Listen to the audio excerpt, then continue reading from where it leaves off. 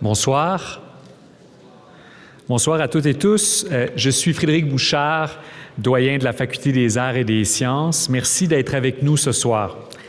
La Faculté des Arts et des Sciences présente sa série de discussions au carrefour des savoirs qui a pour objectif de faire dialoguer des professeurs, des diplômés, des collaborateurs de différents horizons sur un sujet commun. Ce soir, pour la thématique désinformation et manipulation de l'information, regard croisé sur un enjeu actuel de perturbation démocratique, nous avons le privilège d'avoir parmi nous des professeurs d'expertise variés provenant des sciences humaines, sciences sociales et naturelles, ainsi que du journalisme. J'en suis très fier parce que l'identité même de notre faculté est de favoriser les échanges entre les disciplines et les perspectives. Et depuis maintenant un peu plus de 50 ans, la Faculté des Arts et des Sciences, mais je dirais toute l'Université de Montréal, croit avec conviction que l'épanouissement humain passe par le partage du savoir. Or, comme nous allons en discuter ce soir, le savoir est tellement précieux que certains ne veulent pas le partager et que, surtout, ce qui est plus problématique, c'est que certains essaient de le corrompre ou de le faire dévier. Et donc, ce soir, on va parler d'enjeux de très grande actualité, mais je dirais qui, en quelque sorte, devraient nous interpeller hors des moments de crise au quotidien. Comment peut-on transmettre le savoir d'une manière plus saine, sereine et généreuse? Laissez-moi donc vous présenter nos intervenants de ce soir. D'abord, Julien Riel-Salvatore, professeur et directeur du département d'anthropologie. Ses intérêts en archéologie préhistorique portent sur l'interface humain-environnement, des principales transitions de l'histoire de notre espèce, notamment la transition du paléolithique moyen au paléolithique supérieur, ainsi que le passage vers l'agriculture.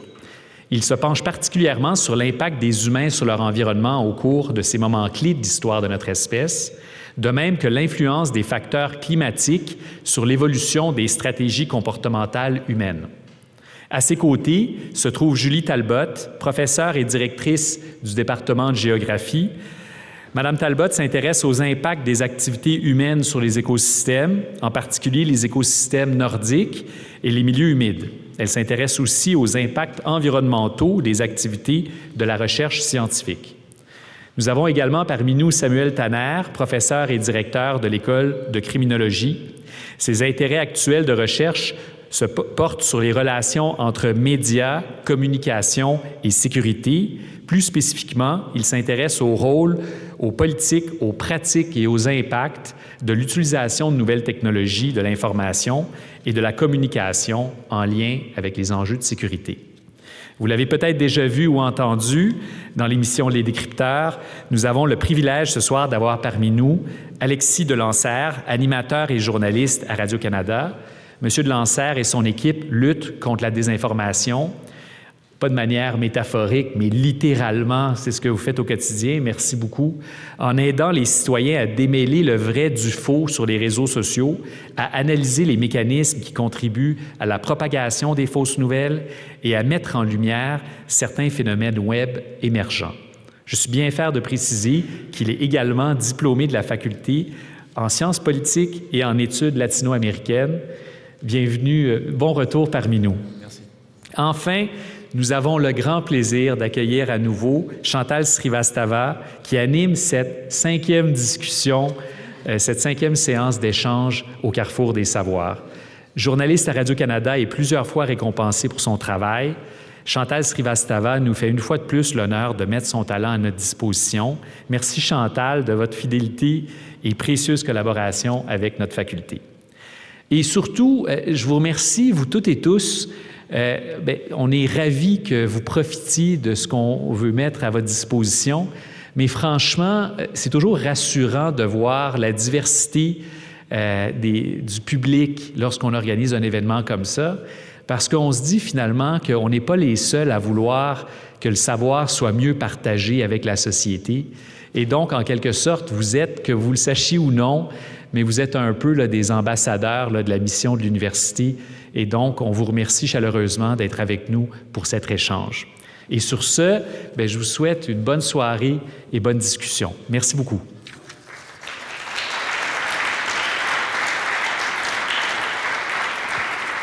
Bien, bonsoir tout le monde. Merci beaucoup, Monsieur le doyen, pour cette présentation. Puis merci à vous d'être ici dans la salle. Frédéric Bouchard vous l'a dit. Mais cette soirée et les panélistes qui sont ici pour vous parler, pour répondre à vos questions aussi. Alors avant qu'on plonge dans le vif du sujet, j'aimerais que vous pensiez aux questions que vous auriez à leur poser, que vous aurez à leur poser, parce que vous serez invités. Moi, je ne serai pas la seule à poser des questions ce soir, là. J'en ai, je pourrais en poser très longtemps, mais je pense que l'intérêt, c'est de vous entendre, vous. Allez au micro, il y a 2 micros qui sont dans cette salle, posez les questions que vous avez envie de poser à la lumière de ce qu'on va débroussailler comme terrain pour commencer. Alors, on s'arrange pour qu'il y ait une grosse demi-heure, 45 minutes qui vous est consacré, donc ça veut dire ce que moi, quand ça va être à peu près ce temps-là, tant que je ne vois pas des personnes se présenter au micro, bien, je continue à poser des questions. Mais quand c'est rendu à la fin, là, si vous avez flashé « Hey, j'ai des questions à poser », allez-y au début. Attendez pas, soyez pas gênés. Le corollaire de tout ça, c'est que c'est filmé, donc sachez que vos questions vont être enregistrées pour que vous le sachiez. Puis on vous demande donc de vous identifier si possible, de garder vos questions courtes, bien ciblées, puis de mettre vos cellulaires sur le mode de vibration si c'est possible. Maintenant qu'on a dit ça, bien, bonsoir tout le monde et merci d'être là. C'est un sujet qui est dans l'actualité, Frédéric l'évoquait. Puis ce que j'ai envie de voir pour commencer, pour plonger, c'est que vous expliquiez un peu dans cette grande... Puis le sujet a l'air imposant, comme ça, désinformation, manipulation de l'information, regard croisé sur un enjeu actuel de perturbation démocratique. Il y a beaucoup de choses là-dedans. Mais vous, qu'est-ce qui fait ce soir que vous avez eu le goût de venir vous asseoir ici pour discuter de ces enjeux-là? Qu'est-ce qui vous préoccupe là-dedans? Puis je vais peut-être commencer avec vous, Julien, parce que je pense qu'il y a une lettre que j'ai ici là, dans le Devoir que vous avez signée, puis qui a été un peu un déclencheur avec vos collègues, là. C'est une émission que vous avez vue sur Netflix, ici, là, Netflix, l'archéologie et l'obscurantisme. Vous avez signé ça, puis je pense que ça a été un déclencheur dans la préparation même de cette soirée-là, Julien. Oui, un peu. En gros, c'est une série qui prétend révéler des vérités, disons, cachées par les archéologues au grand public via la plateforme de Netflix. Ça s'intitule « À l'aube de notre histoire », puis l'artisan de ça, c'est un journaliste, oui, on met-tu des guillemets ou pas? À sensation. À sensation, Graham Hancock. Exactement. Mais donc, l'archéologie, un regard sur l'archéologie. En résumé, qu'est-ce qu'on disait là-dedans, puis pourquoi ça vous heurtait? Bien, ça nous heurtait parce que ça disait qu'il y avait une cabale d'archéologues qui dissimulait au public la réalité par rapport au passé de notre espèce, en sous-entendant aussi qu'il y avait une civilisation très ancienne qui avait été un peu à l'origine de toutes les connaissances, tous les savoirs, ce qui est une idée qui remonte à très, très loin et qui a des fondations assez préoccupantes en termes de ce que ça implique pour la relation entre les différents groupes sociaux et tout. Donc, j'ai senti un peu le devoir d'intervenir sur le sujet parce que à la fin, ça peignait vraiment très négativement la communauté archéologique. Et c'est un peu de là qu'est parti cet effort-là, oui. Donc, ça vous a interpellé comme archéologue, anthropologue, directeur de département. Julie Talbot, vous aussi, parce que dans le domaine qui vous intéresse en géographie, il y a un pendant à tout ça. L'archéologie, c'est un filon pour la désinformation, mais pas que. Dans les domaines qui vous intéressent comme géographe, il y a des filons aussi pour vous. Tout à fait. Moi, je travaille depuis... en géographie, on a beaucoup de gens qui travaillent en climatologie aussi, qui travaillent sur les changements climatiques. Moi, je travaille depuis une quinzaine d'années sur les changements climatiques, entre autres sur les impacts des changements climatiques sur les écosystèmes. Et puis, à chaque fois que je fais une intervention dans les médias, je reçois des courriels, des fois des appels, des gens qui disent « Mais ce que tu racontes, c'est n'importe quoi, les changements climatiques, ça n'existe pas. » Donc, cette désinformation-là, elle est présente, puis elle nous atteint directement aussi. Donc, je ne pensais pas, en arrivant à l'université, que j'aurais ce genre de rétroaction-là. Et puis, c'est un sujet qui m'intéresse particulièrement, que j'enseigne aussi dans mes cours, parce que la désinformation dans le domaine des changements climatiques, on peut parler d'autres crises environnementales, la biodiversité aussi, Bien, c'est un moteur, ou c'est le contraire d'un moteur, ça retarde l'action climatique. Un frein. C'est un frein à l'action climatique extrêmement important et cet effet-là est bien documenté. Donc, moi, ça m'interpelle particulièrement. Puis aussi, j'ai trouvé Julien extrêmement courageux de s'exprimer comme ça. Donc, c'est un peu aussi donc des discussions là-dessus que ça a généré suite à la lettre de Julien. Là, moi, j'ai trouvé très courageux de s'exprimer publiquement comme ça puis de dire « Attention, ce qui vous est raconté, c'est un peu n'importe quoi et voici pourquoi. » Je ne sais pas si j'aurais ce courage-là. Parce qu'on s'expose à la critique, oui. À l'opprobre au public. Allez-vous jusqu'à dire ça? Vous avez été victime de ça dans ce cadre-là? Un peu. Disons que j'ai reçu des commentaires pas toujours très obligeants là, depuis la publication de la lettre et puis ensuite sur différentes interventions que j'ai faites d'ailleurs avec elle. Si vous êtes en agréable compagnie dans un milieu universitaire, là, je pense que ça va bien se passer. Oui, mais je pense que le débat, ça va, mais... Alors, Samuel, quant à vous, en criminologie, on sent peut-être moins où est-ce que ça vient jouer, mais au contraire, c'est extrêmement important parce que ça joue en filigrane sur des comportements qui peuvent devenir déviants, peut-être pas criminalisés, mais déviants, de radicalisation, parce qu'il y a une désinformation, une mauvaise information, de mauvaise perception. Est-ce que c'est ce qui vous a amené un peu ici ce soir? Bien, tout à fait. En fait, dans les travaux que nous menions depuis quelques années avec ma collègue Aurélie Campana, sur les enjeux d'extrême droite et de droite radicale au Canada et en Amérique du Nord de manière plus générale, on s'intéressait justement aux informations qui circulaient en fait sur les plateformes, sur les sites relativement cryptiques que ces groupes-là utilisent et sur la nature de cette information. Et à cet égard-là, on s'est rendu compte qu'en fait, la désinformation était un enjeu particulièrement important. C'est sûr qu'avec les événements qui se sont passés, on peut penser au Brexit, à l'élection de Donald Trump aussi, ces événements-là, ces éléments se sont développés.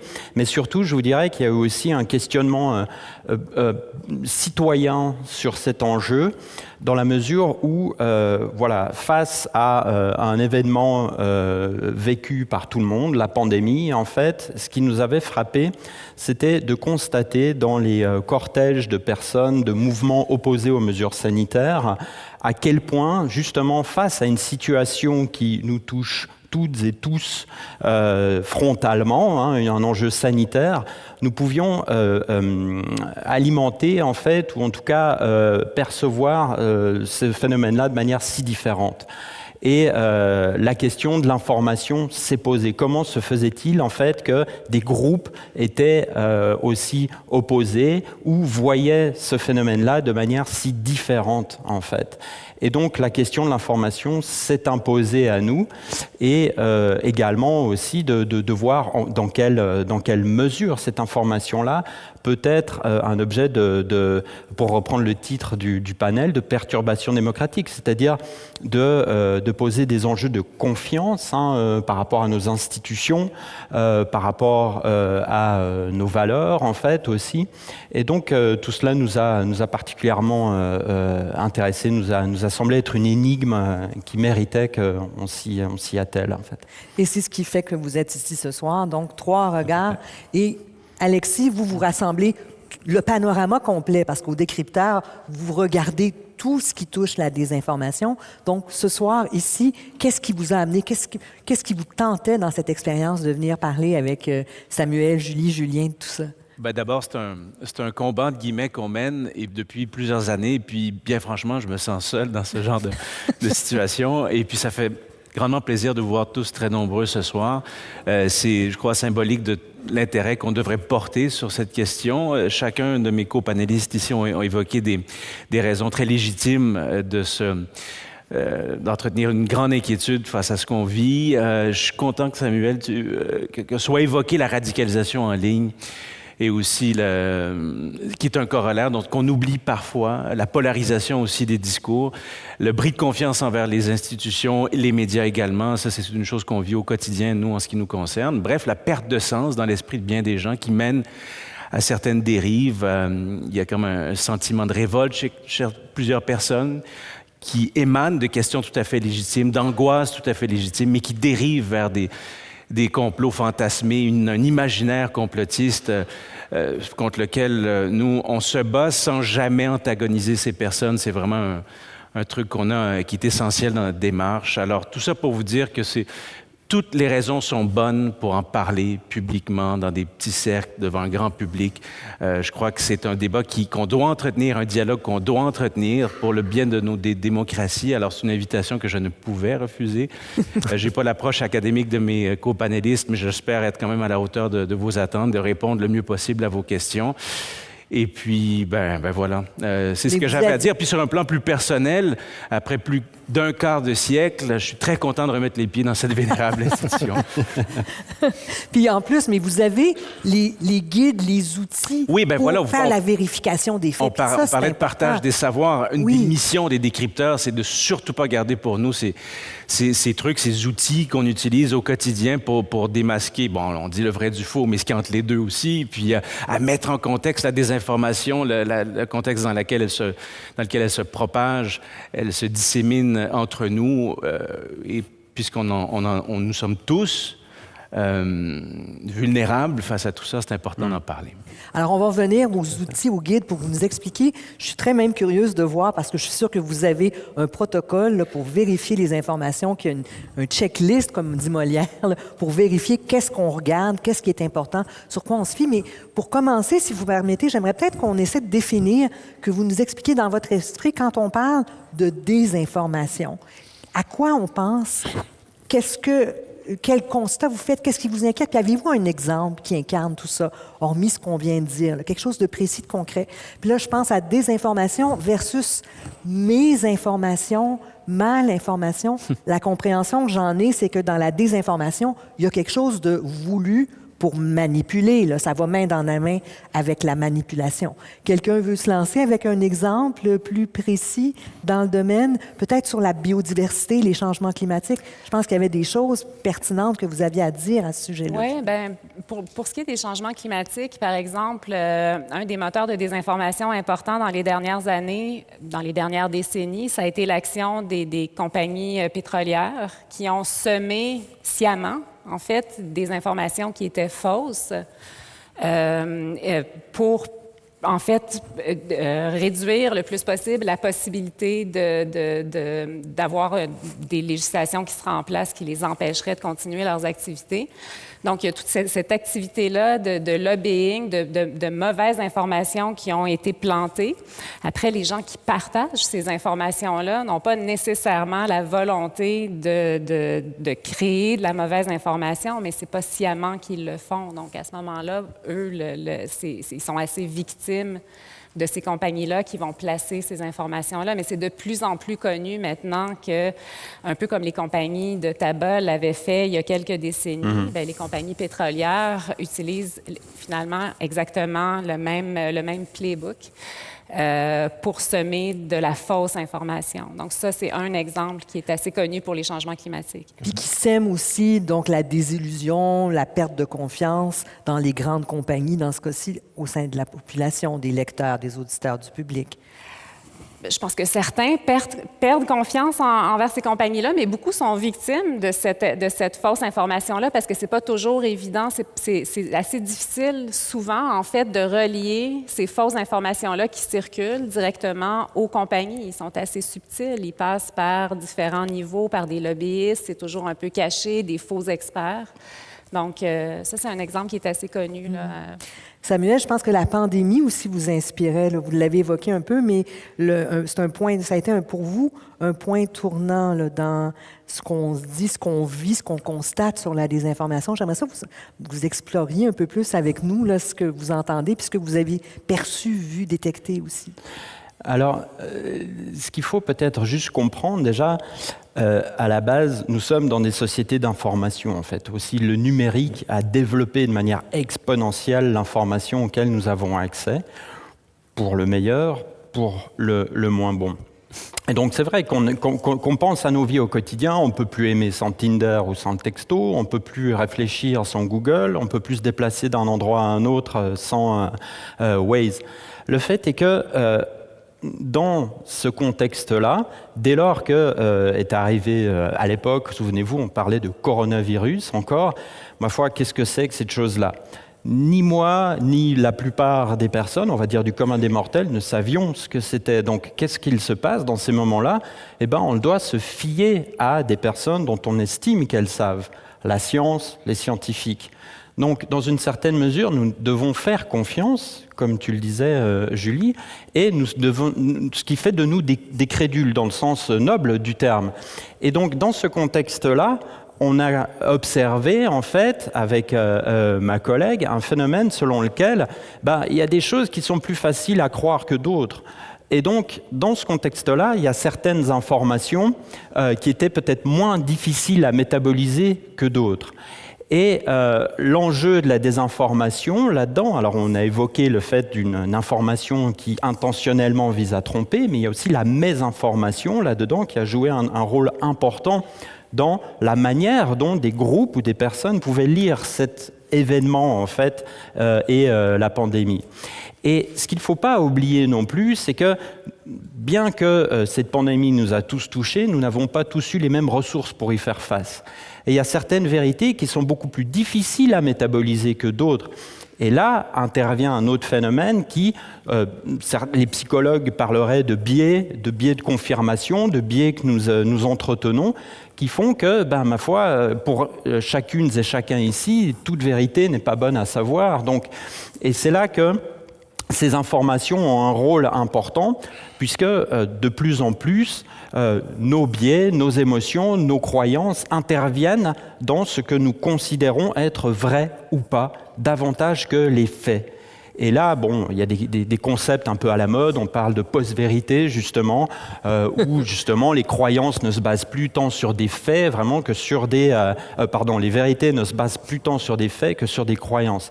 Et tout cela intervient, en fait, dans le rapport que l'on a à quelque chose qui, fondamentalement, nous sidère. Que ce soit une pandémie, que ce soit des enjeux de société, quels que soient les enjeux. Donc là, il y a une mécanique, une logique qui se met en place, qui peut être assez complexe, dans laquelle interviennent aussi les technologies, dont on reparlera, je présume, dans quelques instants. Et Julien, je soupçonne que cette frontière-là entre croyance, connaissance et fait, c'est peut-être ce qui a été des irritants là, et qui a suscité un tollé ou des protestations par rapport au point sur la table que vous avez mis pour faire entendre ce que disait votre science par rapport à ce qui était véhiculé dans ce document-là. Et je pense que ça doit être particulièrement sensible dans votre domaine en anthropologie à cause des croyances, de ce que ça nous touche profondément comme humains aussi, où c'est une science humaine, là. C'est pas une science dans un laboratoire avec une courbe qui mesure les effets de température. Donc, c'est un sujet qui devient très sensible dans votre domaine. Oui, et puis ensuite, l'anthropologie, l'archéologie visent à expliquer ce qui nous unit comme espèce, ce qui fait de nous un élément distinct du monde naturel. Et puis, je pense que c'est vraiment l'élément de sciemment désinformer, de proposer des interprétations qu'on sait être incorrectes, qui irritent particulièrement parce qu'ensuite, ça attise, si on veut, un climat intellectuel, un climat social où on remet en question la validité de l'expertise. Ça nous ramène à la crédulité dont parlait Samuel tout à l'heure.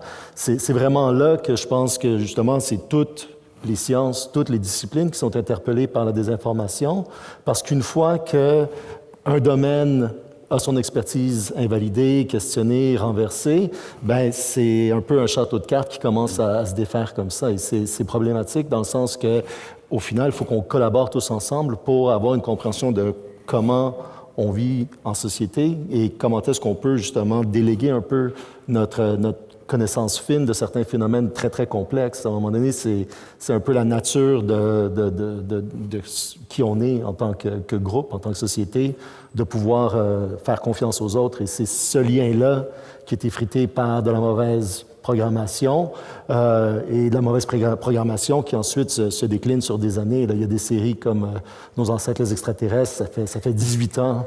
Je veux dire, c'est là, on en est à se demander ce qui est mainstream et ce qui ne l'est pas quand eux ont une tribune comme ça sur toutes les programmations disons, sur le câble versus ce que nous, on est en mesure de faire dans une salle de cours ou même dans un événement comme celui-ci. Je veux dire, la portée de l'événement de ce soir, même si Elle est merveilleuse va avoir probablement une dimension beaucoup plus réduite que même 1 heure de Netflix. Oui. C'est un peu ça l'enjeu. On a les frontières de la salle ici, même si tout ça est filmé. Alexis, je me tourne maintenant vers vous parce qu'on a vu comment la science est fragilisée dans différents domaines, celui de Julien, de Julie, de Samuel, mais pour les médias, c'est un enjeu aussi. Puis je pense qu'on peut peut-être partager une expérience que plusieurs reporters peuvent témoigner. Puis quand il y a eu les événements à Ottawa, on le voyait aussi. Autrefois, avoir une pizza de Radio-Canada ou un logo sur un camion, c'était quelque chose de... C'était salué, puis c'était pas respecté, mais vous comprenez ce que je veux dire. Les gens disaient « Ah, c'est un camion de journalistes ». Là, aujourd'hui, je pense que si on demandait à des gens qui s'en vont couvrir des événements, qui partent de la boîte, là, sur Papineau, coin de René-Lévesque, aimeriez-vous mieux avoir le logo ou pas? Je pense que plusieurs diraient « Non, on peut-tu avoir un véhicule banalisé? » Est-ce que... Comme si l'information était aussi discréditée à cause de la désinformation. Est-ce que vous avez cette impression-là? À cause de la désinformation, mais avant ça, c'est juste l'écosystème médiatique est plus du tout ce qu'il était. Je veux dire, pour bien des gens, tout ça s'équivaut. L'information, qu'elle provienne de nous, donc une information traitée journalistiquement avec un code de déontologie en ce qui nous concerne, équivaut à l'opinion de quelqu'un qui est émise sur les réseaux sociaux. C'est juste qu'il y a un aplanissement de tout ça dans l'esprit de certains qui fait en sorte que effectivement, la confiance n'y est plus, l'effritement de cette confiance, on le constate. Mais ce qu'évoquait Julien tout à l'heure aussi, ça me fait penser au fait que la violence des propos qu'on lit et des commentaires qu'on sort aux décrypteurs tient du fait qu'on s'en prend à un système de croyance que ces personnes-là ont en elles-mêmes. Je veux dire, dans un contexte hyper anxiogène comme une pandémie, on cherche des explications simples à des phénomènes complexes, on s'y accroche, et là, quelqu'un vient nous dire « c'est faux ». C'est reçu avec beaucoup de violence, hein, parce que c'est presque une extension d'eux-mêmes, c'est tout un système de croyances qu'on tente de défaire, et puis c'est ce qui explique la virulence de ces réactions-là, je crois. Mais il y a quand même plein de questionnements qu'on doit avoir en tête, là, je veux dire... Il y a des remises en question qui sont légitimes de l'ordre établi et puis des discours dominants, mais il y a des personnes qui empruntent des avenues qui sont pas souhaitables parce qu'elles sont mal informées, parce que la diète d'information, elle est complètement chamboulée en ce moment. Il y a un espace qui est Internet qui n'est absolument pas régulé de façon pleinement démocratique alors qu'il devrait l'être un peu plus. Il y a des entreprises privées qui sont ces plateformes web qui décident ce que vous lisez, qui décident ce que vous apprenez sur le web et qui ont le champ libre, quoi qu'elles en disent, quoi qu'elles fassent. Il y a très peu de régulation, puis on en voit le résultat. Et puis on s'est très peu posé de questions au moment où ces réseaux sociaux-là sont arrivés dans nos vies. Alors là, on s'en pose très peu, je trouve, pas assez en ce qui a trait à l'intelligence artificielle qui arrive et qui vient amplifier des problèmes. Comment ça amplifie? Bien, écoutez, pour la première fois la semaine dernière, il y a la firme Graphica qui identifiait un acteur étatique qui utilisait l'intelligence artificielle à des fins de propagande c'était la Chine en l'occurrence, et puis à travers des hypertrucages, des deepfakes, qui fait de plus en plus raffinés, de plus en plus difficiles à détecter, ce qui fait en sorte qu'Interpol parle d'un apocalypse d'information qui s'en vient, où il y a une masse critique de personnes qui n'arrivent plus à distinguer le vrai du faux. Puis on n'a même pas besoin de niveau de sophistication très élevé pour ce qui est des hypertrucages. Ça peut être très, très bas, et puis déjà, le doute est semé. Semer le doute, c'est l'objectif des informateurs. Peu importe, c'est pas nécessairement à convaincre à tout prix, mais le doute suffit. Et puis, il y a un doute qui est sain. C'est ça qu'il faut dire et qu'il faut répéter. C'est bien de douter, mais faisons-le sur des bases qui sont solides. Alors, allons-y. Puis pensez à vos questions parce que ça va être à vous bientôt. Donc, dans 5-10 minutes, là, vous pourrez commencer à vous manifester au micro puis on va vous faire de la place avec plaisir. Mais là, j'aimerais qu'on aille dans le comment on fait. À la lumière des expertises que vous avez, quand on est confronté à une nouvelle ou quand on soupçonne ou quand on craint comment on fait pour se faire une tête? Parce qu'on ne peut pas tout savoir, on ne peut pas tout connaître. Est-ce qu'il y a des drapeaux rouges dans vos disciplines respectives qu'on peut donc identifier qui font, bien là, peut-être que de voir qui parle. Donc, avez-vous comme pas des trucs, parce qu'il n'y a pas de trucs aussi, c'est une question de sens critique, mais encore là, il faudrait définir, mais comment on s'y retrouve dans ce bombardement d'informations auquel on est soumis dans vos domaines respectifs? Là? Avez-vous comme des clés, un mode d'emploi pour décoder les informations, les nouvelles? Julie, dans le domaine des changements climatiques.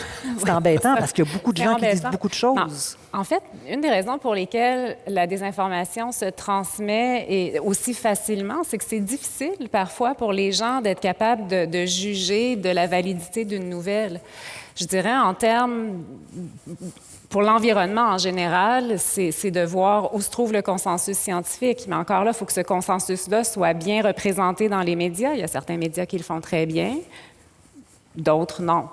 Quelle est l'expertise des gens qui s'expriment aussi? On a beaucoup de gens qui font du commentaire, qui s'expriment sur les changements climatiques, qui vont avoir un discours qui va être extrêmement différent du discours des journalistes aussi.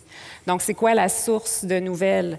Est-ce que les experts cités sont véritablement des experts? Parce que c'est aussi quelque chose qui est beaucoup utilisé pour la désinformation sur les changements climatiques, sur la crise de la biodiversité aussi, où c'est apparemment des experts qui s'expriment, mais quand on creuse un peu, c'est pas du tout des gens qui font de la recherche dans le domaine des changements climatiques. Mm-hmm.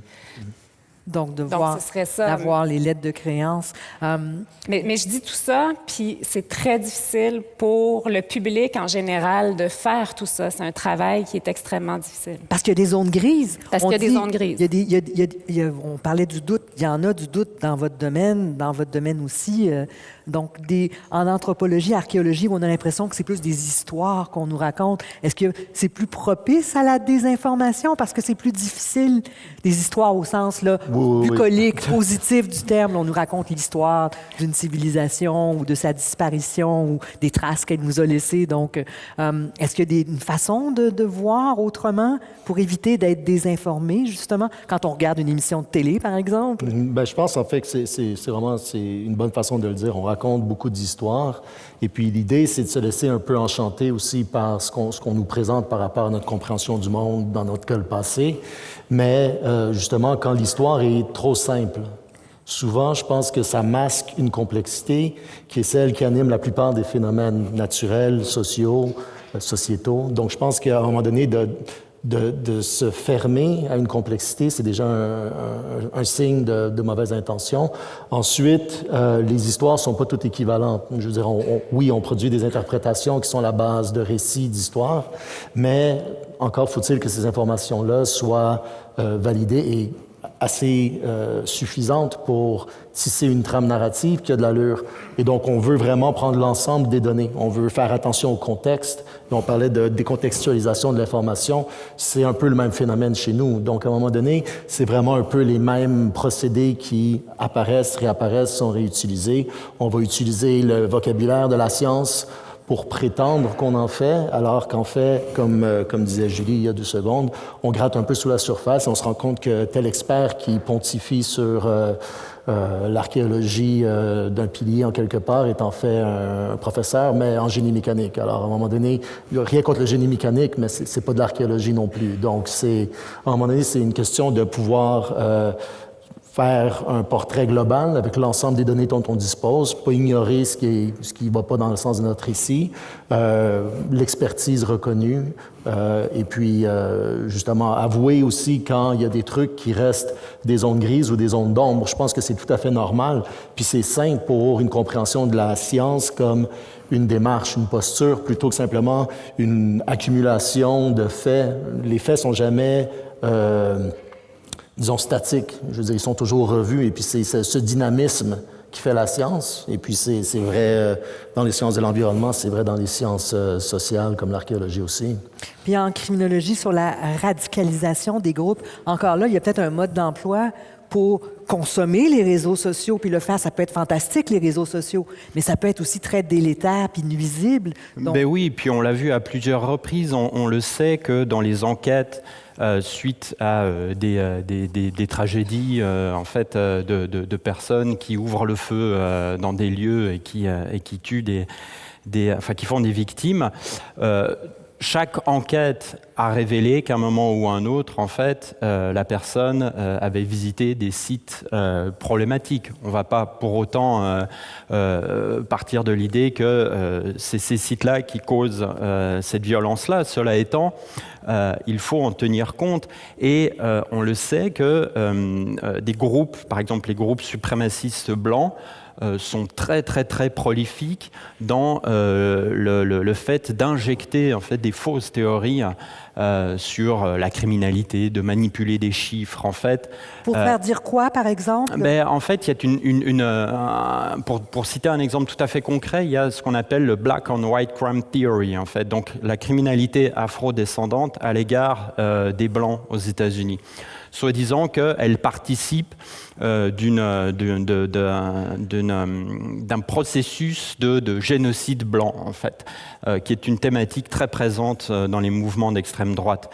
Et donc, quand voilà, peut-être que ni vous ni moi n'avions à un moment donné, une personne n'a entendu parler de ça, on s'informe et le risque de tomber sur des sites conspirationnistes, des sites problématiques à l'information manipulée n'est pas négligeable. Donc, par le fonctionnement des technologies, puis ça, c'est un autre aspect que je souhaiterais aussi apporter, donc comment faire par rapport à ça, comment s'en prémunir.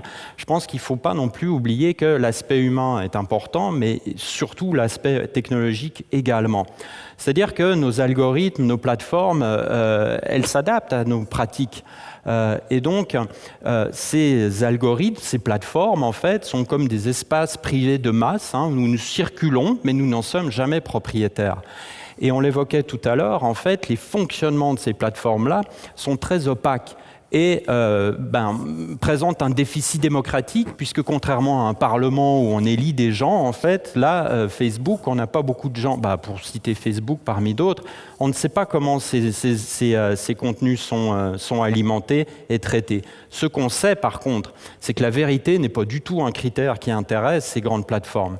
Ce qui intéresse, en fait, ces plateformes, par rapport à l'information qui circule, c'est cette information fait-elle réagir? Autrement dit, suscite-t-elle des commentaires, des likes, des abonnés? Et c'est en cela que cette information a une valeur qui n'est pas une valeur de vérité, mais une valeur marchande. Donc, les plateformes sont totalement agnostiques, c'est-à-dire qu'à un moment donné, elles se doutent bien qu'il y a des informations qui sont plus ou moins véridiques, mais ce n'est pas leur propos. Et là, je pense qu'il y a une dimension qui est très importante de littératie numérique aussi, de la part des consommateurs que nous sommes sur ces plateformes, de nous poser des questions sur est-ce que l'information que j'ai lue, elle est vraie? Et il y a quelques réflexes à avoir que vous nous permettez de comprendre grâce à l'émission aussi des décrypteurs, mais ce ne serait-ce que de trianguler l'information, d'aller voir ailleurs. Est-ce que d'autres sites, en fait, qui peuvent a priori sembler plus crédibles, donc avec des lignes éditoriales, des grands journaux, etc., relaient cette information ou pas? Et là, déjà, on peut en fait rétablir un doute, cette fois non pas tant problématique, mais vers une information meilleure, en fait, je pense. Avant qu'on tombe dans les impacts sur la démocratie et qu'on passe à vous, Alexis, j'aimerais vous entendre. Samuel a élaboré un peu sur les outils, les outils que vous avez dans votre coffre là, pour traiter l'information et démasquer la désinformation. Poursuivez donc. Comment on fait vérifier les faits? Ça dépend des domaines sur lesquels on travaille, mais vous dites, Chantal, mon coffre à outils, c'est le coffre à outils de tout le monde. C'est ça aussi qu'on essaie de faire comprendre, c'est qu'il y a plein de moyens à votre portée pour avoir une meilleure connaissance des moteurs de recherche pour bien savoir comment faire des bonnes recherches d'images inversées, bien utiliser les données ouvertes quand, par exemple, on essaie de rétablir certains faits, par exemple des éléments de propagande, la guerre en Ukraine, on n'est pas sur le terrain, peu de journalistes y sont, mais il y a une façon aussi de déterminer si telle affirmation des Ukrainiens ou des Russes est véridique sur tel ou tel bombardement, avec des données ouvertes qui existent par le truchement d'institutions ou de toutes sortes d'entités sur le web. Bellingcat est une unité d'investigation et d'enquête qui l'a fait admirablement bien, qui ont été capables de retracer dans des éléments d'actualité là, très, très brûlants l'origine d'un missile qui a abattu tel missile. Ça paraît énorme, mais il y a du travail derrière ça, mais tout ça part d'outils qui existent sur le web. Comment retracer par exemple, ou identifier des comptes automatisés, les fameux bots qui génèrent des tweets à des quantités phénoménales. Il y a des outils qui existent qu'on peut inclure dans la barre de navigation qui vous permettent d'identifier une telle chose. Il y a des institutions qui ont mis sur pied aussi des outils où ils établissent une gradation de la crédibilité des sites web que l'on fréquente. Là, encore une fois, on peut s'intéresser à leur travail et le faire. La question de la crédibilité, elle est essentielle des sources d'information. Je parlais avec le secrétaire général de RSF, Reporters sans frontières, cette semaine, qui milite beaucoup en partenariat avec plusieurs États, dont le Canada, pour justement, vous parlez des algorithmes, inclure une espèce d'indexation algorithmique pour qu'il y ait un critère de crédibilité qui soit inclus dans l'algorithme, qui nous permette de savoir si telle source d'information est crédible ou non. Pas de s'y dire si c'est faux ou c'est vrai, mais si l'information a été traitée de façon responsable, éthique et tout le reste.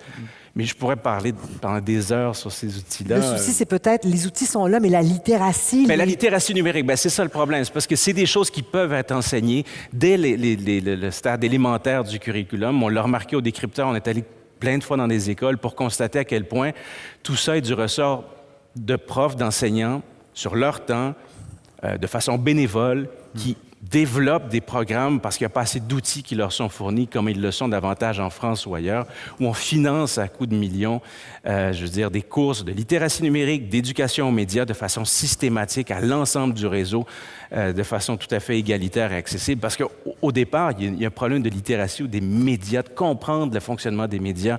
Et nous, on a un devoir de transparence aussi pour parler un peu de la façon dont on travaille, pour que les gens comprennent davantage, qu'ils arrêtent de penser aussi qu'on est payé par Georges Soros. C'est ça. Alors là, j'arrive à l'autre pan. On a parlé de désinformation, de manipulation, de comment démasquer.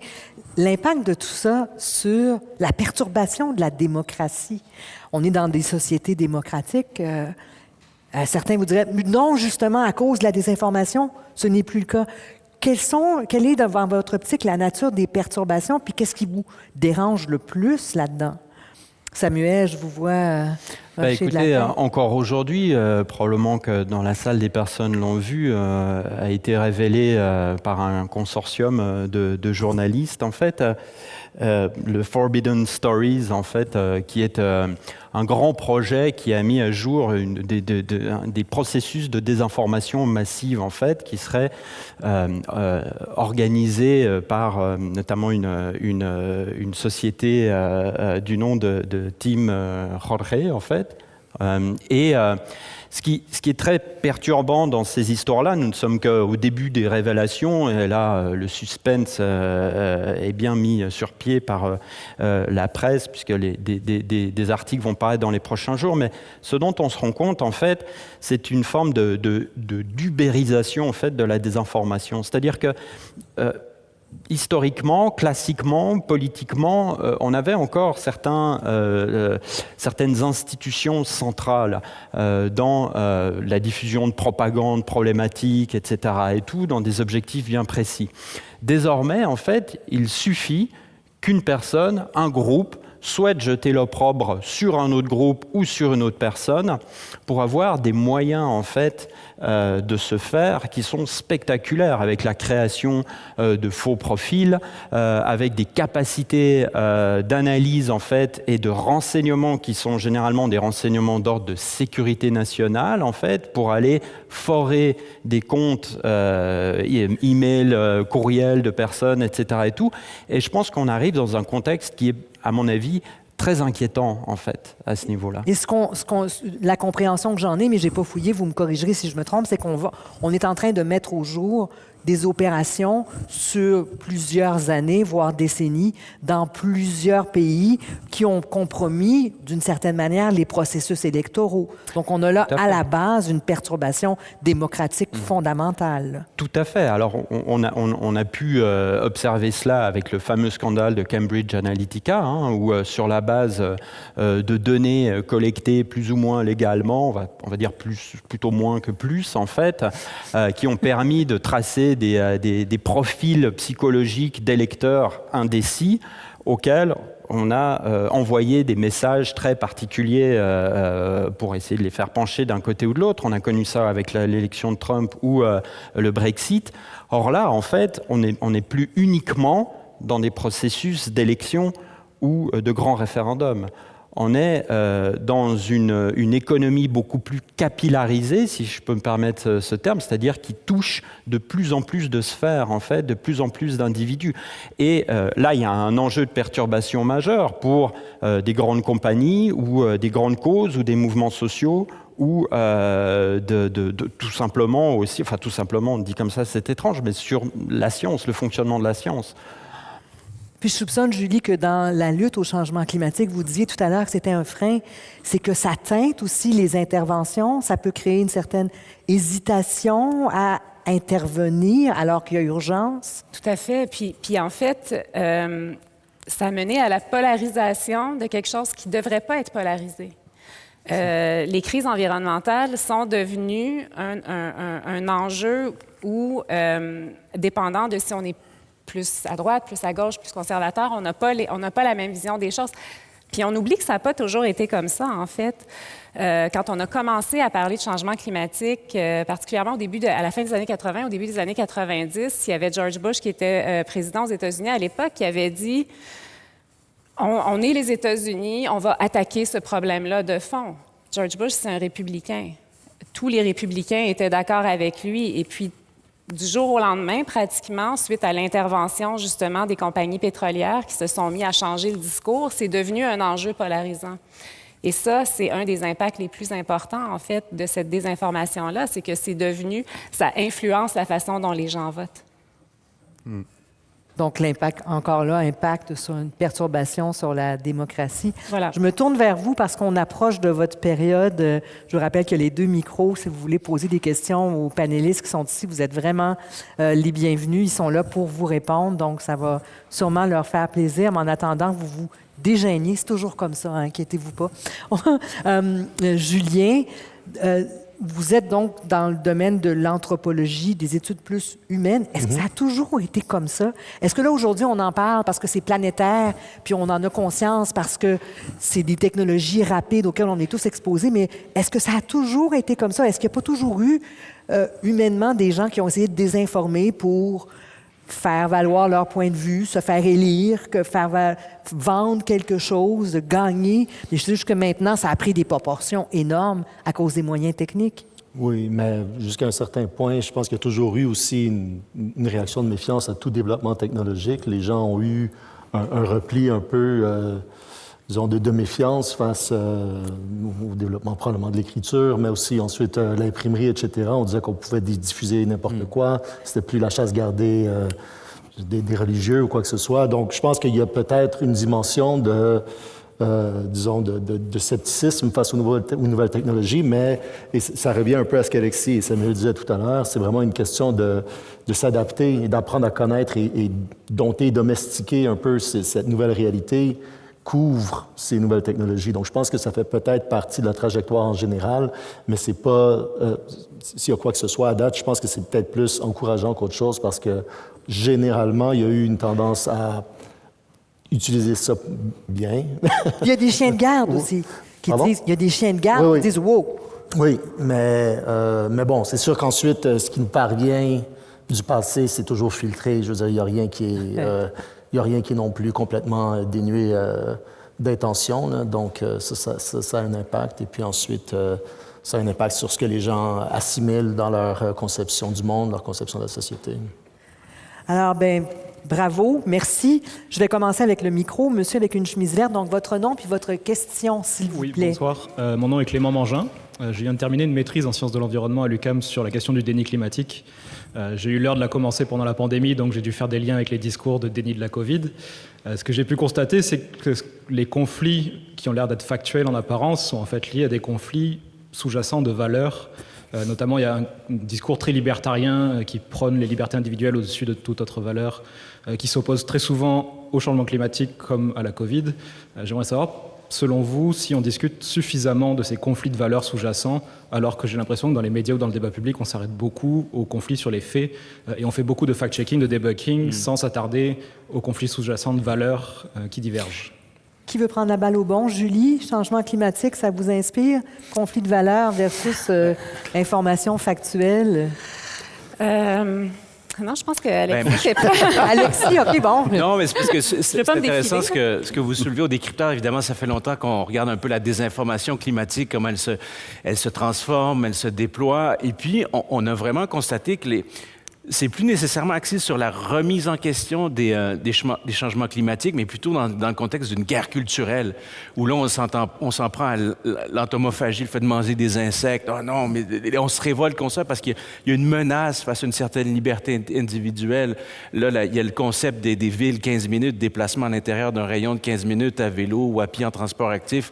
On élimine les voitures du portrait. Et puis là, ça y est, on relie ça au Forum économique de Davos, qui a proposé quelque chose dans le même sens. Puis là, ça s'inscrit dans une dynamique complotiste transnationale, transhistorique, avec tout le reste. Mais vraiment, je crois que c'est ça, c'est dans un contexte de guerre culturelle que ça s'inscrit, où des valeurs s'entrechoquent, individualistes d'un côté. Je ne sais pas si on doit entrer dans le spectre droite-gauche, peut-être que oui, mais c'est véritablement ça, où il y a une perte de contrôle sur, pensent certaines personnes, j'imagine, sur leur univers immédiat, au nom de ce qu'ils perçoivent comme étant une idéologie, mais qui n'en est pas une, qui est simplement la science qui parle et qui nous demande à nous, humains, d'agir et d'agir vite. C'est mon humble avis là-dessus. Et puis, dans ce cas-là, le CNRS vient de faire une étude qui observe comment la désinformation se propage en matière justement, climatique. Puis c'est fou à quel point de voir un nombre réduit de personnes arrive à un niveau d'hyperactivité sur les réseaux sociaux qui fait en sorte que leur discours, leur façon de voir les choses évolue et voyage de façon éminemment plus rapide que ce qu'arrivent à dire les scientifiques, ce qu'arrivent à dire ceux qui endossent le discours de l'urgence climatique. Il y a une asymétrie totale et qui est peut-être aussi encouragée par la façon dont sont conçus les réseaux sociaux et le modèle d'affaires des réseaux sociaux. Parce qu'il y a toujours l'appel aux émotions qui est hyper utile dans un contexte comme ça où des valeurs s'entrechoquent. Et puis, évidemment, la science n'est pas une question d'émotion, puis nécessairement. Ouais, je pense qu'on parlait d'une dizaine de super propagateurs de désinformation climatique sur Twitter. Donc, 10 personnes qui sont, grosso modo, 10 entités qui sont responsables de la majorité de la désinformation climatique. Et puis comment combattre ça? C'est ça. Puis il y a la fameuse loi de Brandolini à laquelle on se bute toujours, c'est-à-dire que ça prend un claquement de doigts, répandre une fausseté, mais la démentir, c'est plus long parfois. Je veux dire, l'énergie qu'on y met, surtout quand on nous présente des millefeuilles argumentatifs, un documentaire soi-disant avec 150 000 affirmations fausses. Nous, comme journalistes, quand vient le temps de fact-checker ça, je veux dire, on est devant c'est une tactique pour essayer d'intimider l'interlocuteur en lui balançant des faussetés dans une quantité comme ça assez astronomique. Bien, merci. Merci pour votre question. À vous. Oui, bonsoir. Je m'appelle Katerina, je suis étudiante à la maîtrise en sciences politiques ici à l'UDM et je suis également ukrainienne. Et en fait, au fil de la dernière année, on a vu beaucoup de propagande russe se diffuser dans nos salles de classe à l'université. Donc ma question porte essentiellement sur ce lien qu'on peut faire entre liberté académique et désinformation, dans le sens où certains professeurs l'utilisent comme couverture. Et donc j'aurais aimé vous entendre là-dessus. Merci. Un sujet très délicat qui est la liberté académique et de voir comment on peut véhiculer certaines informations. Est-ce que quelqu'un trouve que c'est propice dans le cadre de cette discussion-là d'intervenir? C'est peut-être un peu à la marge et un peu trop ciblé dans un contexte précis. À vous de voir. C'est à la lumière de l'expérience que vous avez. C'est sûr que la liberté académique ne permet pas de tout dire, mais de là à se baser sur des faits, sur la science, je pense que c'est ce qui est favorisé dans le cadre d'une institution académique. Je pense, mademoiselle, qu'on va passer à Moi, c'est ça. On a un collègue, Romain Chouet, qui justement mêlé une affaire liée à un prof de l'Université de Montréal et l'Ukraine, la guerre en Ukraine et tout ça. Je préfère ne pas trop me prononcer là-dessus. Il y a le cas de Patrick Prévost à l'Université Laval, qui a été très médiatisé, mais là-dessus, je préfère ne pas trop. Oui, je pense que c'est ça, parce que ça devient des questions individuelles plutôt que vraiment des enjeux de liberté académique. Mais merci quand même pour votre question. Matière à réflexion, puis c'est pas ce soir qu'on va régler cette question-là. Alors, je me retourne vers vous, à l'autre micro. Merci. Bonjour, moi c'est Émile, étudiant en physique à l'UDM. Je voudrais savoir, est-ce qu'il y a des types d'interventions qui fonctionnent mieux à différents niveaux pour contrer des désinformateurs ou de la désinformation en général, que ce soit en famille, avec des figures d'autorité, comme des professeurs, ou de manière plus générale, quelqu'un qu'on rencontre au hasard sur un réseau social? Mais non, je t'en prie. Julien? merci. Mais c'est une excellente question. Et puis là réside le cœur du problème et de l'enjeu. Je pense que tout à l'heure, on offrait quelques pistes de réflexion. De contrer les désinformateurs, c'est une question très, très spécifique, puisque là, encore faut-il comprendre en fait les motivations, si motivation il y a du désinformateur. C'est-à-dire que, comme on le disait au début, toute information suspicieuse n'est pas forcément une désinformation. Ça peut être une mésinformation, une information inexacte.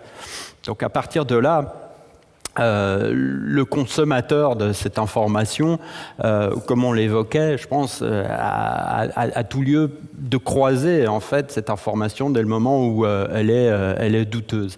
Maintenant, dès lors qu'il s'agit d'activisme en fait ou de militantisme de désinformation, là la question elle est beaucoup plus délicate en fait.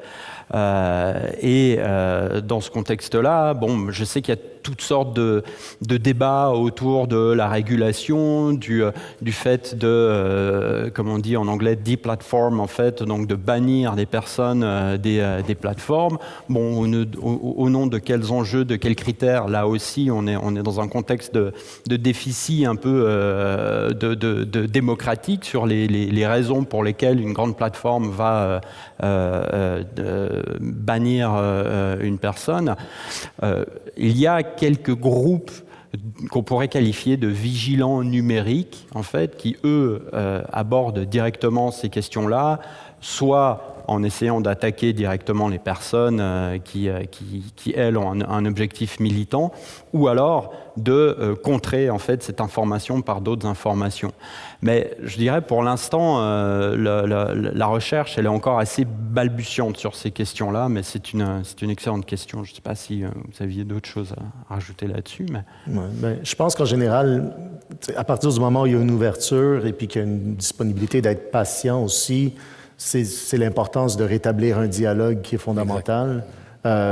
S'il y a cette ouverture-là, je pense qu'il y a déjà un peu d'espoir en termes d'essayer de, disons, tirer quelqu'un d'une soupe de désinformation. Je veux dire, en archéologie, on a l'avantage du fait que c'est souvent quelque chose qui intéresse les gens généralement.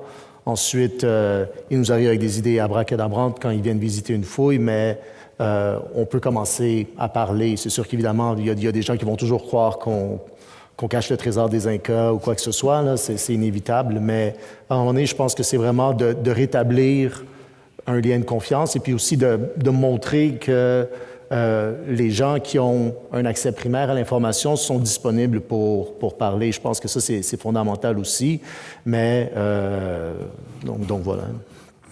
Bien, merci pour votre question.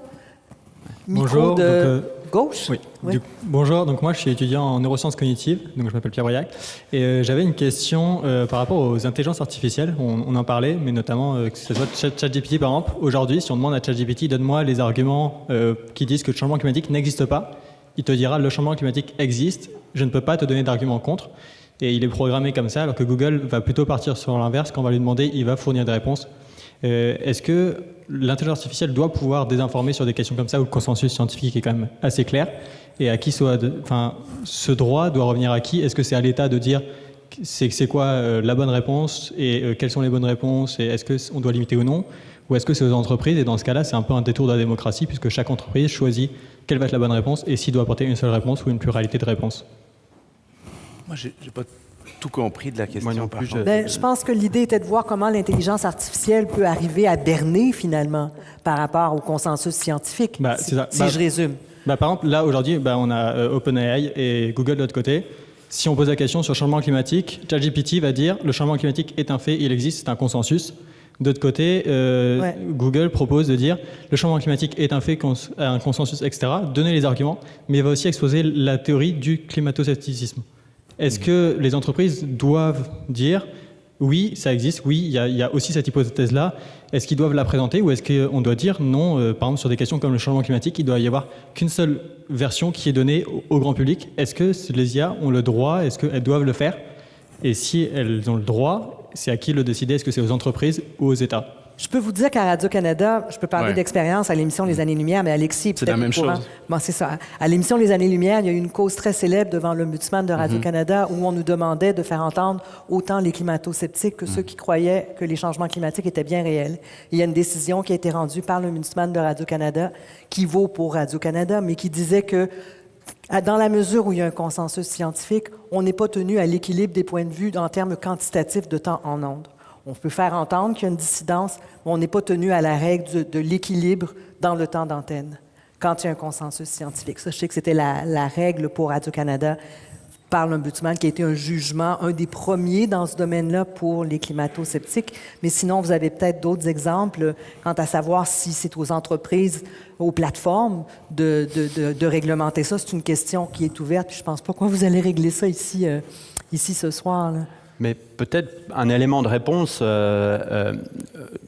une analogie souvent qu'on peut faire en fait dès lors qu'il est question de compréhension du fonctionnement de ces plateformes ou d'une entreprise comme Google, etc. C'est par exemple quand on se déplace dans un grand centre commercial en fait, dans centre-ville. C'est un espace public mais privé. C'est-à-dire que les détenteurs, les propriétaires de cet espace-là, je ne vais pas citer de nom, mais en tout cas peuvent dire écoutez, nous on exige un certain code vestimentaire pour que les gens puissent vaquer à leurs occupations de consommateurs et aller faire leurs emplettes dans notre espace-là. C'est un droit qu'ils ont, c'est un espace privé en fait. Et le consommateur accepte ou pas finalement d'entrer dans cet espace-là et de se conformer à ce droit. Le problème dans ce contexte-là, c'est qu'on s'entend que c'est très anodin sur le code vestimentaire dans ce contexte. Dès lors qu'il est question d'enjeux de circulation du savoir, d'une vérité, je parle bien d'une vérité basée sur des faits, l'enjeu est beaucoup plus complexe puisque, comme j'essayais de l'expliquer tout à l'heure, en fait, ces gros moteurs de recherche, ces grosses plateformes-là ne sont pas tant intéressés par ces questions-là. C'est pas ça l'objectif, en fait, de ces plateformes-là. Et de croire qu'on obtiendra la vérité absolue en faisant confiance à ces plateformes-là, puis il n'y a pas de conspirationnisme de ma part, là, c'est mécanique, en fait. Je pense que c'est une forme de naïveté ou d'illusion, en fait. Et dans une certaine mesure, aussi, les compagnies ont des modes de fonctionnement plus ou moins respectueux. On pense à Google, on pense il ne s'agit pas de les mettre sur le grill les unes après les autres. Mais si Coca-Cola a une formule très particulière qu'elle ne dévoilera jamais, on ne sait pas ce que c'est cette formule-là, on aime ou on n'aime pas, à un moment donné, si on en consomme trop, on ne peut pas se plaindre non plus qu'on a des enjeux de santé. Donc je pense que, vous voyez, le problème, je crois qu'il est partagé là, dans nos habitudes de consommation d'informations. Mais merci beaucoup pour... j'espère que ça vous éclaire un peu dans votre questionnement. Merci beaucoup. Oui, merci. Merci. Monsieur? Merci. J'aimerais vous entendre, moi, c'est Mohamed Daman du Centre de recherche informatique de Montréal. J'aimerais vous entendre sur la désinformation textuelle versus désinformation ou mésinformation visuelle, sachant que l'image est plus émotive et aussi l'image est tweetée 12 fois plus qu'un texte. Là, vous faites référence à ce qu'on appelle les deepfakes, par exemple, à la manipulation mais on peut d'images. parler de deepfake, comme Alexis l'a mentionné, mais aussi on peut parler de DALL-E. Il y a toutes sortes de systèmes qui génèrent des images qu'on peut croire vraies. Donc, votre question, c'est doit-on se méfier davantage de l'aspect visuel des choses face à l'intelligence artificielle utilisée à des fins de production de texte? C'est ça? Non. Ma question, c'était la désinformation textuelle versus visuelle. C'est vos considérations. Oui. Ouais. C'est qui a plus d'impact? Il faut faire attention à quoi? Est-ce que texte versus image ou... Moi, je ne sais pas si je ferais une hiérarchisation des impacts comme ça des uns et des autres. Je pense qu'il faut avoir le même niveau d'inquiétude pour toute forme de désinformation. Et on parlait récemment au décrypteur de Eleven Labs, une jeune pousse britannique qui a décidé de rendre accessible de façon très facile, un outil qui fait du clonage de voix et puis faire dire n'importe quoi, n'importe qui de façon très, très rapide. Puis bon, ben, comme toujours, les gens s'amusent avec l'outil, en rient, on banalise les risques. Puis là, en parallèle, on se rend compte que sur 4chan, qui est un forum de discussion où ben, il y a toutes sortes de choses qui se disent, c'est le Far West finalement, ben là, on y va avec les discours misogynes, néofascistes et tout ça. Alors, je pense que peu importe la forme que ça prend, s'il n'y a pas une réflexion préalable, d'ailleurs, cette jeune pousse britannique a dû s'amender par la suite, puis ben, il est un peu trop tard, là. Je veux dire, ça se développe, ces technologies-là, à une vitesse tellement folle. Je crois qu'on ne peut pas faire l'économie d'une réflexion, comme il s'en fait ici à Montréal avec l'initiative L'Intelligence responsable, parce que sinon, je crains fortement que ce soit par le biais de textes, d'images ou autres, on se trouve dans une espèce de capharnaüm où on s'y retrouve plus. Mais je ne veux surtout pas démoniser l'intelligence artificielle qui, comme innovation, va nous amener plus loin collectivement, va apporter beaucoup de bénéfices. Mais il faut que ça se fasse dans un cadre de réflexion sur l'éthique de la chose aussi. Et puis, je ne peux pas croire que les élus ne vont pas s'y intéresser de façon un peu plus active également. Et puis, pour les outils, bien, il y a des outils d'intelligence artificielle qui se développent pour déceler la désinformation. Il y a des outils d'intelligence artificielle qui se développent justement pour nous aider à naviguer dans ces nouveaux univers-là. La technologie n'est pas toujours le meilleur remède aux problèmes que crée la technologie, mais ça existe, il faut le savoir. Il faut rester informé à ce chapitre-là aussi. Samuel? Oui, mais je pense qu'il ne faut pas non plus négliger aussi un phénomène. Nous sommes dans un univers d'images, en fait. On le voit comme à titre d'enseignant, avec l'évolution, en tout cas moi depuis que je suis là, je comprends que d'intégrer des contenus, mais présentés sous forme d'images plutôt que de texte, a une réelle vertu. Donc il y a un changement. Et je vous dirais, dans les groupes qu'on a étudiés avec ma collègue, l'objectif est vraiment de faire un tweet Molotov ou un JPEG Molotov de manière, si vous voulez, on appelle ça un mème dans le jargon. Le mème est à l'impression culturelle, ce que le gène peut être au développement de l'espèce. Donc l'idée, c'est de créer un effet percutant, en fait. Et l'image est redoutable, en fait. Et on le voit avec des plateformes, justement, avec mon équipe, on travaille sur TikTok actuellement, en fait. La manière dont cette plateforme a, finalement, de susciter des réactions est particulièrement surprenante par rapport à des plateformes plus classiques. Donc l'image est très importante, tout à fait. Bien, merci. J'espère que ça répond à votre question. Madame? Oui, bonjour. Moi, c'est Christina. Je suis étudiante en première année au baccalauréat en études internationales ici à l'université. Vous avez parlé tout à l'heure des outils que l'individu, en fait, que chacun peut utiliser afin de combattre la désinformation. Par contre, si nous regardons de l'autre côté, quel serait peut-être le rôle de l'État à jouer là-dedans? Est-ce que c'est plutôt en créant des lois ou si on crée des lois, ces lois-là ne pourraient pas s'adapter puisque le monde évolue tellement rapidement qu'il est pratiquement impossible de combattre la désinformation à l'échelle plus mondiale. Donc, un devoir pour les États de contrôler, de réglementer, d'essayer de faire le ménage, au fond? Oui, en tout cas, je vous dirais que là-dessus, on a quand même pas mal de chemin à faire encore, effectivement, mais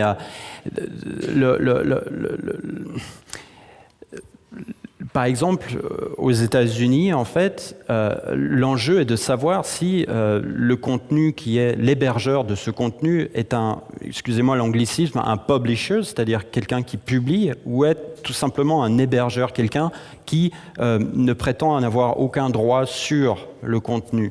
Et il y a aux États-Unis une loi, en fait, je n'ai que l'acronyme, c'est le DCA.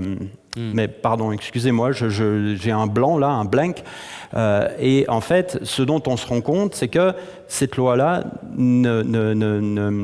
n'oblige absolument pas en fait les plateformes numériques comme Facebook, Twitter, etc. à réguler. Elles peuvent le faire si elles le veulent.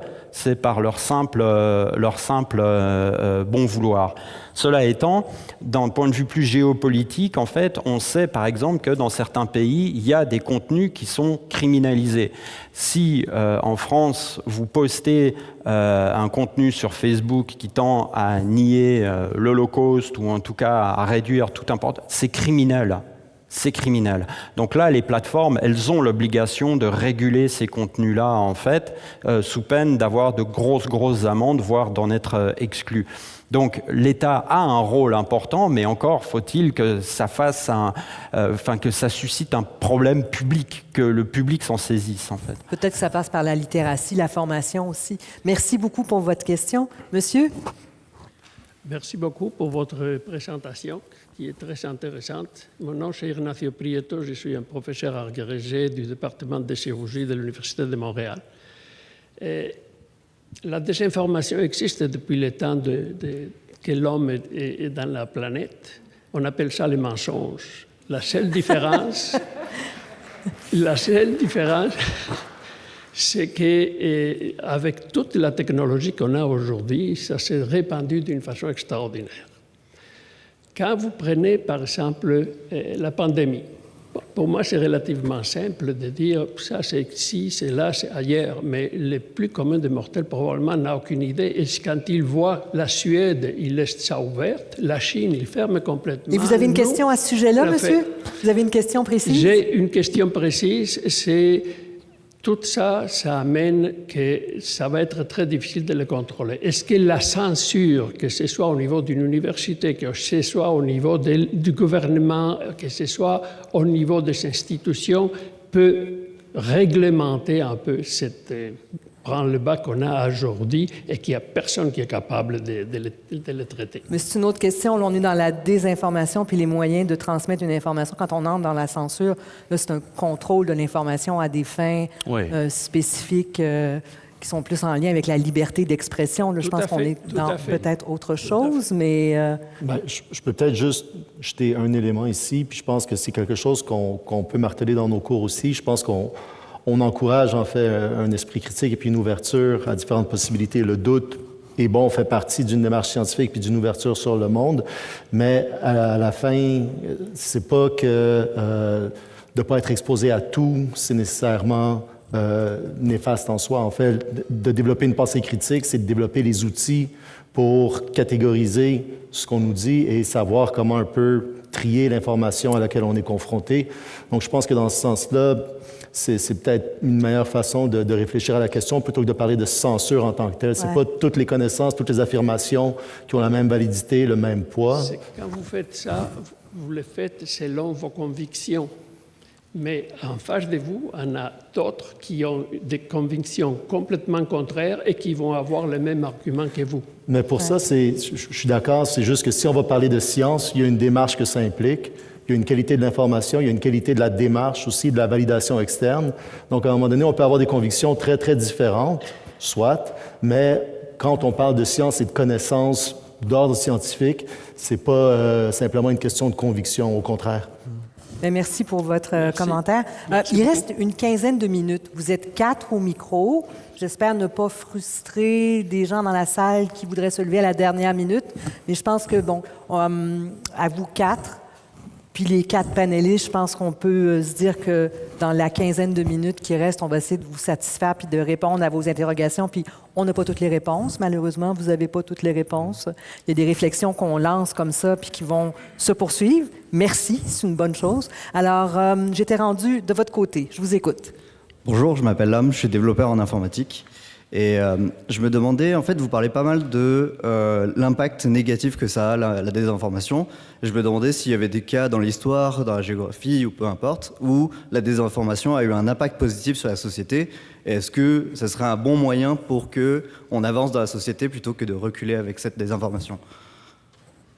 Les impacts favorables de la désinformation.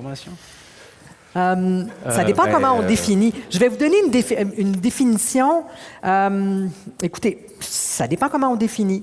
Dans le cas de la mésinformation, on parle d'informations fausses, trompeuses, partagées délibérément ou par inadvertance. Peut-être qu'il y a eu des cas, ça ne me vient pas en tête, là, où ça peut avoir eu un impact favorable? J'y pense pas. Pour la désinformation, je pense qu'on pourrait penser qu'un impact favorable, entre guillemets, que pourrait avoir la désinformation, c'est à tout le moins identifier les acteurs qui ont potentiellement de mauvaises intentions. Parce que si on cherche à désinformer, c'est parce qu'il y a une intention derrière ça. Donc, si on identifie des cas de désinformation, puis on comprend le motif derrière la désinformation, bien, ça peut nous permettre d'identifier des... Ouais. Mais je me souviens, il y a quelques années, en fait, en Belgique, il y avait eu un canular où à la radio, on annonçait en fait la séparation de la Wallonie et de la Belgique Le poisson d'avril. néerlandaise. Ouais.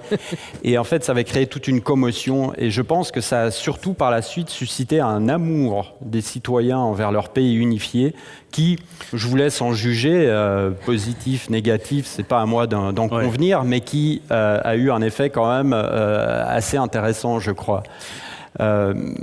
Voilà, je sais qu'aussi il y avait eu le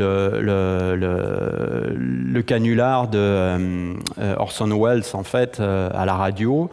À la fin des mondes. À la fin des mondes, c'est ça exactement. Puis là aussi, ça a suscité quelques électrochocs en fait. Je sais pas, voilà, on répare un cœur arythmique en le repompant un coup.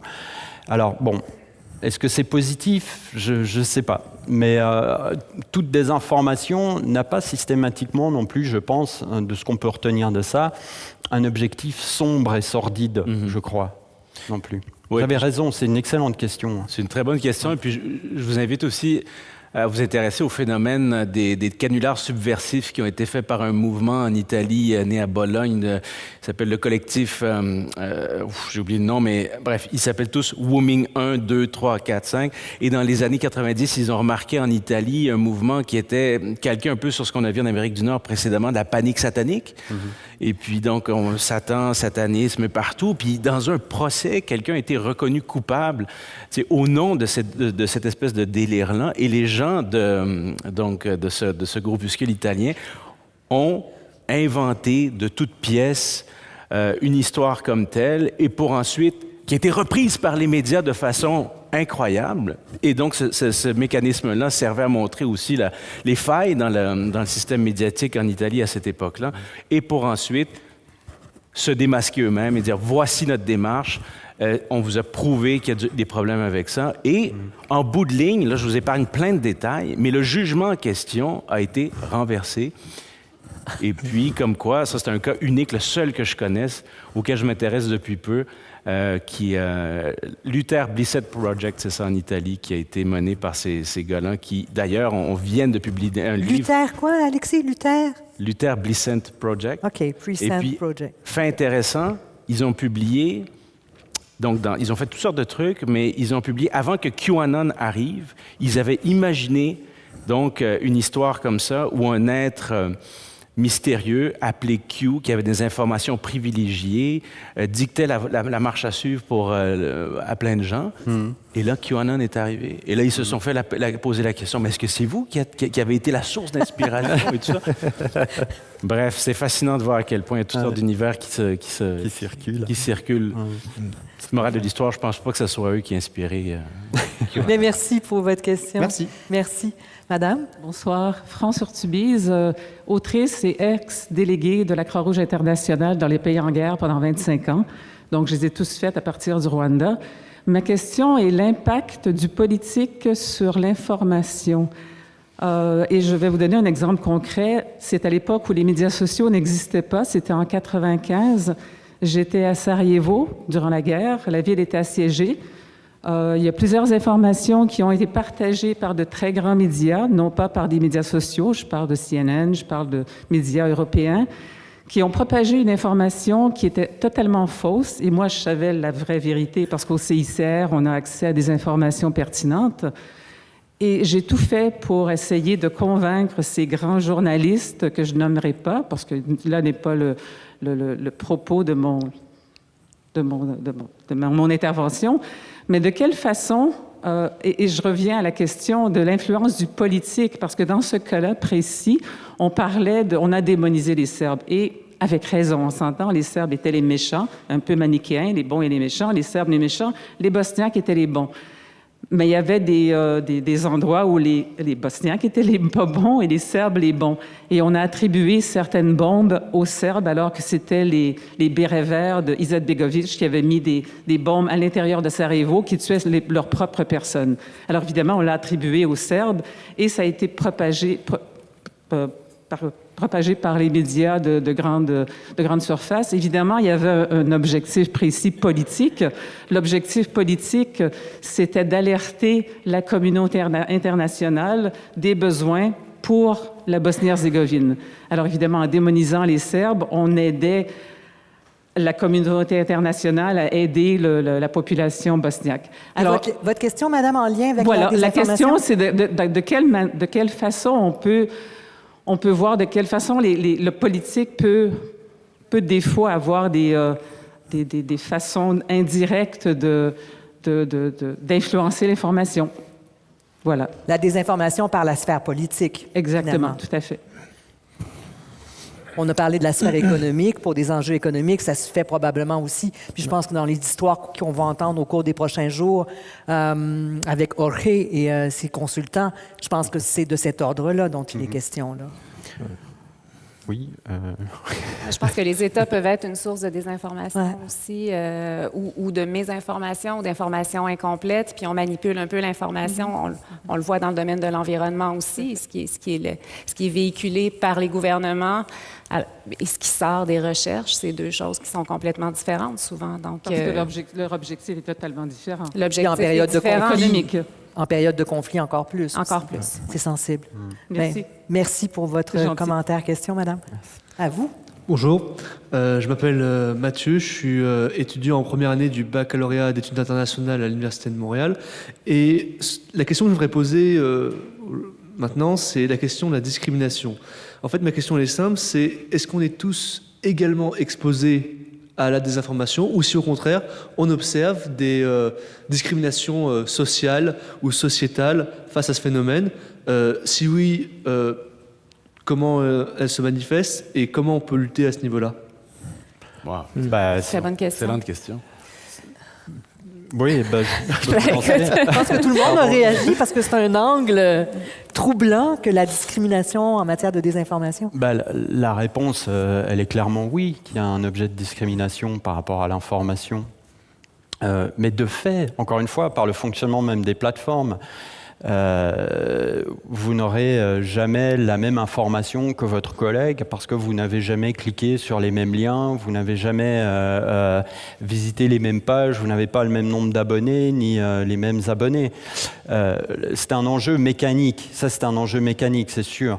L'enjeu politique ou en tout cas social là-dedans qui est préoccupant, c'est que dépendamment justement des pages sur lesquelles vous vous rendez, des pages sur lesquelles vous cliquez en fait, vous aurez une information qui peut être problématique. Et j'évoquais ça tout à l'heure en tout début de rencontre, où en lien, par exemple, avec les mouvements opposés aux mesures sanitaires. Puis encore une fois, là, il ne s'agit pas d'avoir un jugement moral sur ce qu'ils pensaient ou pas. Mais le fait est que quand vous commencez à vous intéresser à certains types de discours de certains influenceurs ou micro-célébrités qui propageaient de l'information, on va le dire, inexacte, en fait, la plateforme, elle comprend très bien où vous voulez en venir. Donc, elle va vous orienter vers ces contenus-là. Et donc, de fait, vous n'aurez pas du tout les mêmes contenus qu'une personne qui va cliquer sur d'autres types de liens. Donc il y a un enjeu de discrimination. Il y a un enjeu de discrimination qui est aussi clairement inscrit dans les biais de création de ces plateformes-là, parce que on peut ouvrir ce débat, mais je ne pense pas qu'on ait encore le temps, mais à la Silicon Valley, on s'entend qu'il y a des enjeux aussi de représentation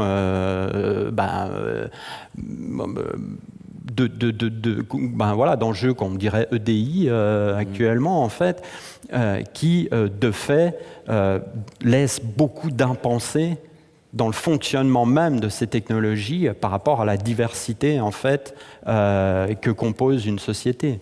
Et le meilleur remède, c'est ça, c'est l'éducation aux médias, la littératie numérique qui, à la base, peut nous prémunir face à ces choses-là. Puis, je pense que c'est ça l'idée. Et puis, c'est vrai, les algorithmes, au décrypteur, on avait essayé de tester, de voir à quelle vitesse l'algorithme de TikTok allait nous amener à du contenu, si on veut, comment je pourrais dire, complotiste, à défaut de trouver un autre terme.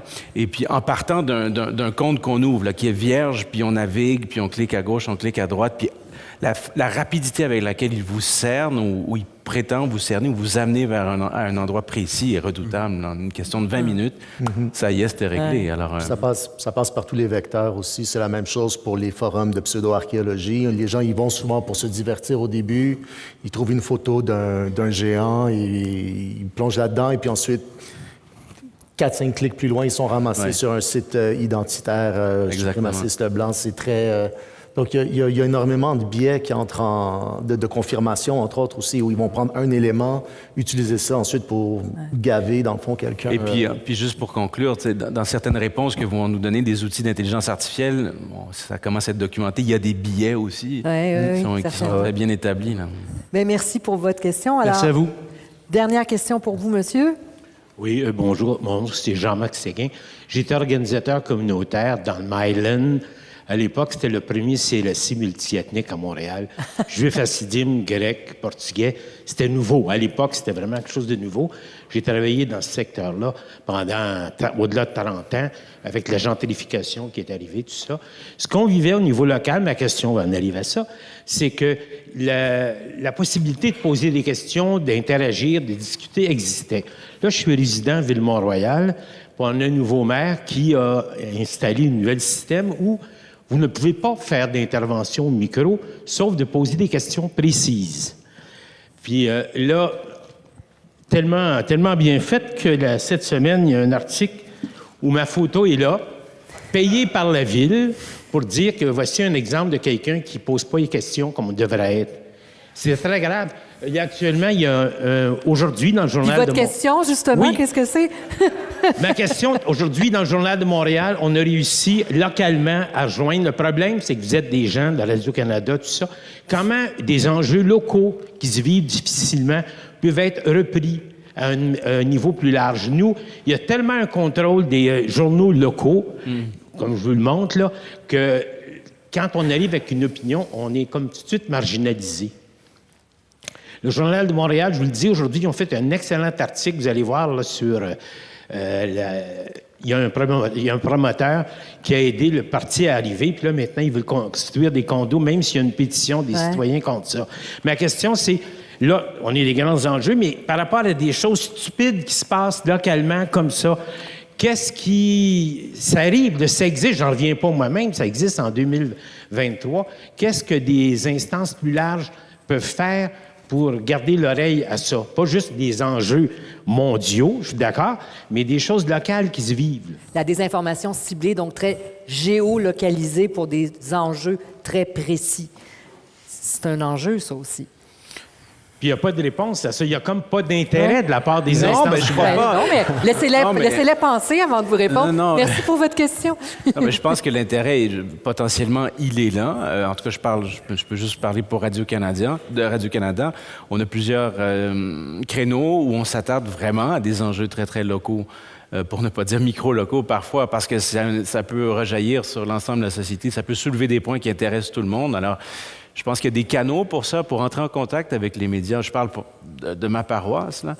Et puis, je vous inviterai à le faire avec plaisir. Mais je pense qu'il y a des enjeux aussi peut-être d'échelle, puis vous me corrigerez si je me trompe, mais que parfois, à cause de tout le grand bassin, le grand bain dans lequel se déroule la désinformation, qu'il y a des choses qui passent par en dessous puis qu'on ne voit pas passer du tout. Puis ça devient de la désinformation parce que ce n'est pas exposé au grand jour non plus. C'est une autre façon, c'est en occultant des choses. On parle beaucoup moins, en général, des enjeux municipaux, alors que c'est ce qui est le plus près de nous. Puis il y a de la désinformation qui se fait à l'échelle municipale aussi. Donc, merci de nous avoir sensibilisés à cet enjeu-là. Merci tout le monde pour votre présence. Puis avant qu'on se quitte, j'aimerais ça savoir, là, on a beaucoup parlé, on est parti dans plein de directions, mais est-ce qu'en 1 minute chacun, là, il y a quelque chose que vous aimeriez qu'on retienne de ce que vous avez dit ou de ce que vous n'avez pas pu dire parce qu'on n'a pas eu le temps de parler de ça. Donc, si vous avez une image, là, quand on va se dire Julien, Riel Salvatore, Julie Talbot, Samuel Tanner, Alexis Delancer, je les ai vus, puis Alexis disait ça, Samuel ça, Julie ça, Julien ça. Est-ce qu'il y a quelque chose? Julien? Un mot-clé, une idée? Simplement mettre les choses en contexte, prendre le temps. Prendre le temps de vérifier, prendre le temps mais là, c'est un jeu de mots archéologique, mais prendre le temps de creuser pour s'assurer qu'on trouve la source de l'information qui nous est communiquée. Julie?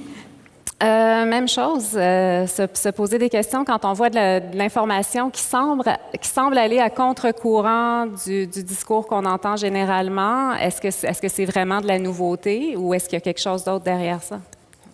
Samuel? Et moi, ce serait peut-être de prendre le temps de réfléchir à nos pratiques informationnelles, en fait, et peut-être de temps en temps, quitter nos plateformes pour essayer d'aller vers d'autres sites des grands journaux, en fait. C'est de jamais négliger aussi nos propres responsabilités là-dedans.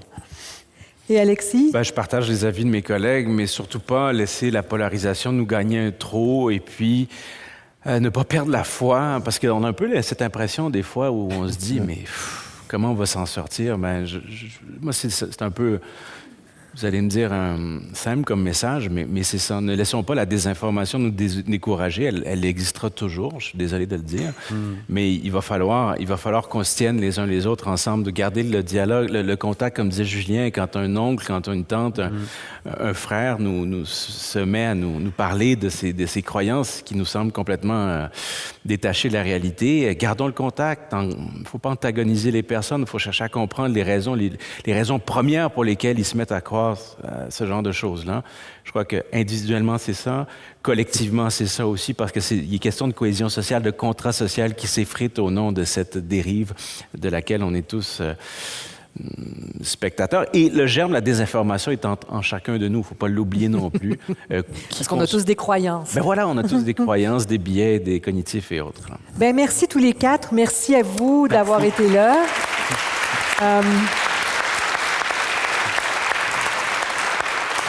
Puis je vous informe, avant que vous quittiez, que le 26 avril, donc je pense que c'est un mercredi, dans un mois et demi, il va y avoir encore un carrefour des savoirs qui va avoir lieu tout près d'ici, c'est pas dans cette salle-ci. Mais là, on va aborder une question vraiment délicate aussi, l'impact du hausse du coût de la vie sur les impacts, donc sur la santé, la vie des plus démunis, la santé économique, leur pouvoir d'achat, comment ils se portent, comment ils vont avec des experts d'ici et d'ailleurs. Donc, le 26 avril, c'est un rendez-vous. Donc, merci à vous, puis bonne soirée. Au revoir. Merci.